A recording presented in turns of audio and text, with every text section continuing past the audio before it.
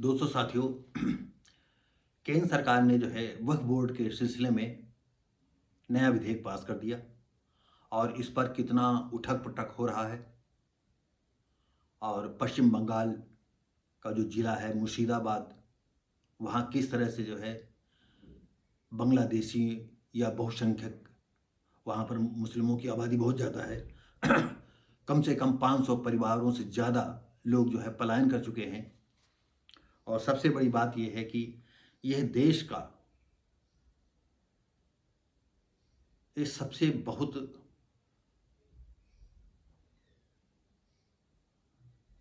सोचने वाली बात है कि जहाँ पर मुस्लिम आबादी 25-30% हो जाती, वहाँ के लोगों को जीना हराम कर देती है। और यहाँ तक अगर 2-4% भी किसी मोहल्ले में रहते हैं तो वो अपनी खूंखार एकता की प्रदर्शन करके आम आदमी के अंदर दहशत पैदा करते रहते हैं। और वक्फ के विषय में, ये वक्फ की ज़मीनों के सिलसिले में, वक्फ विधेयक के सिलसिले में हमने 1-2 वीडियो और बनाई हैं। और इसमें जो वक्फ बिल पास हुआ है, इसमें कुछ नामचीन व्यक्तियों ने जो भी वक्फ बिल के समर्थन में अपना समर्थन दिया है, हम आज इस वीडियो को उस सिलसिले में लेकर के आए हैं। जैसे आप कभी नहीं सुना हो, वक्फ अलल औलाद में महिला वारिसों को अधिकार देना सकारात्मक पहल, ये शाइस्ता अंबर बोल रही हैं। फिर से सुनिएगा, वक्फ अलल औलाद में महिला वारिसों को अधिकार देना सकारात्मक पहल, Shaista Ambar. All India Muslim women personal board के ने वक्फ संशोधन का किया स्वागत। All India Muslim women personal law board की अध्यक्षा शाइस्ता अंबर ने वक्फ कानून को मुस्लिम महिलाओं के अधिकारों की दिशा में ऐतिहासिक कदम बताया। उन्होंने आगे कहा, वक्फ अलल औलाद श्रेणी की संपत्ति में महिला वारिसों को अधिकार देना सामाजिक न्याय की दिशा में एक सकारात्मक पहल है।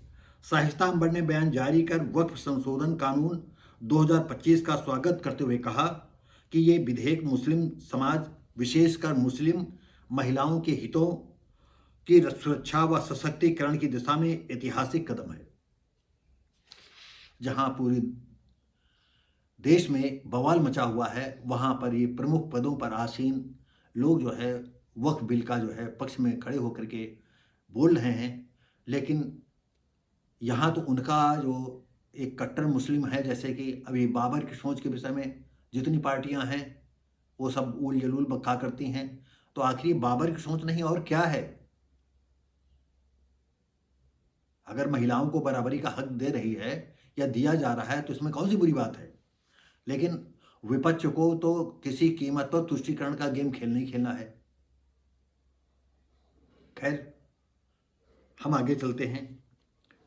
वक्फ बोर्ड और केंद्रीय वक्फ बोर्ड परिषद में मुस्लिम महिलाओं की सिफारिश एक क्रांतिकारी सोच है।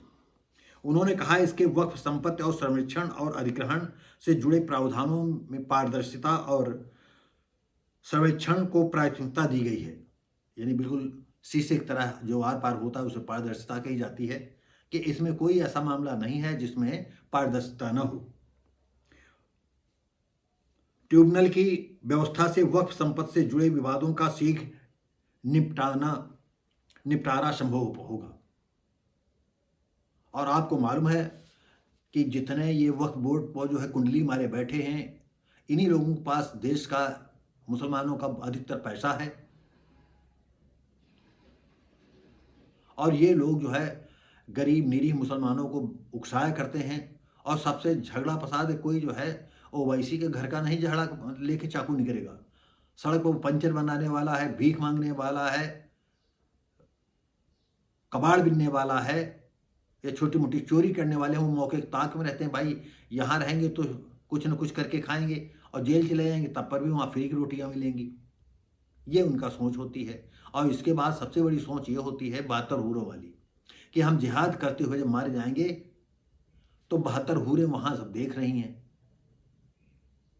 वो भी उनकी लंबाई 130 फुट 135 फुट लंबाई है, और ये जो है उनके तरण ताल में गोता मारेंगे। तरणताल का मतलब आप समझ जाइएगा। आप बताइएगा कि यह मुस्लिम समाज जो 72 हूरों का चैप्टर है, ज़्यादातर इन लोगों को ये भ्रमित किए रहता है। और सबसे बड़ी बात है, न धरती पर कहीं जन्नत है, न कहीं स्वर्ग है, न कहीं नर्क है, न दोजख है कहीं। ये धर्म के ठेकेदारों का बनाया हुआ है और हर धर्म में ये नौटंकी चलती है। हर धर्म में ऐसे जो है लोगों को गुमराह करने वाले हैं। सबसे ज़्यादा इसमें गुमराह होते हैं गरीब आदमी, वही ज़िंदगी भर शोषित पीड़ित बने रहते हैं। तो दोस्तों साथियों, वक्फ बिल में जो है जैसे शाइस्ता अंबर हैं और ये पर्सनल लॉ बोर्ड के वक्फ संशोधन का जो इन्होंने स्वागत किया, all India Muslim women personal law board को भी इनको लोगों ने स्वागत किया है। हम उनको धन्यवाद देते हैं कि कम से कम जिस तरह से मोदी सरकार ने जम्मू कश्मीर को भारत देश से अलग थलग था उसको जोड़ दिया है। मुस्लिम महिलाओं के 3 तलाक पर उन्होंने डंडा चलाया है और ऐसे ही जितने कुरीतियां हैं एक एक करके बीजेपी सरकार डंडा चला रही है। हम बीजेपी के इस मामले में हर वक्त साथ रहते हैं। दूसरी पहलू यह है कि हिंदू धर्म में जितने दलित वर्ग के समान लोग हैं या आदिवासी लोग हैं, गरीब तबके लोग हैं, उन पर इतना जुल्म हो रहा है। ना कभी मोदी जी जो है मंचों से कहते हैं कि एससीओ पर जुल्म नहीं होना चाहिए, दूसरी तरफ योगी महाराज भी नहीं कुछ बोलते हैं।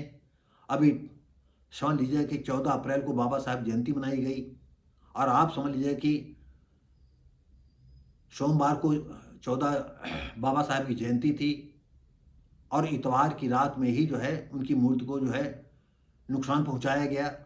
ये एक सवर्ण लोगों की सोच का नतीजा है और जब तक इन सवर्णों की सोच में परिवर्तन होगा नहीं और ये सोच होगा भी नहीं, और इसी के कारण ही जो है विधर्मी लोग आते हैं और पूरे हिंदू समाज को गुलाम बनाते हैं और यहाँ इस देश में इस्लामीकरण की नींव पड़ती है।